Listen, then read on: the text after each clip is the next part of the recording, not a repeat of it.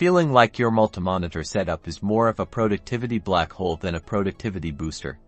Let's get right to it and see if Clockify can help you track what's happening on just one screen. First, let's clarify what Clockify can do. Clockify is a time tracking tool, and it primarily focuses on when you're working on something, not what you're doing on each specific monitor. So, out of the box, it doesn't inherently track individual monitor activity.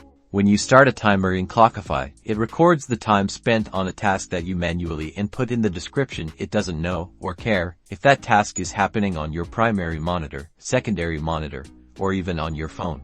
Think of it this way: you tell Clockify, I'm working on graphic design for Project Alpha, and then it tracks the time. It's your responsibility to accurately associate that time with the work you're doing, regardless of which monitor it's on.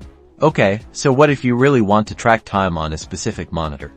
Here's a workaround for focused sessions on one monitor.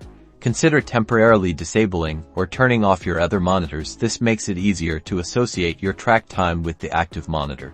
Another option is to be very diligent in your task descriptions. If you're switching between monitors frequently, clearly note in the description which monitor you were working on at different points in time. For example, Project Beta Monitor 1 layout, then Project Beta Monitor 2 revisions. This will give you granular data when you generate Clockify reports. Ultimately, Clockify isn't designed to be a screen activity tracker. It's a time tracker. It relies on your input to accurately reflect your work. By being mindful and using clear descriptions, you can adapt Clockify to gain insights into your single monitor productivity, even with a multi-monitor setup. So, while Clockify doesn't automatically track individual monitor activity, these workarounds can help you better understand where your time is going. Now go get productive.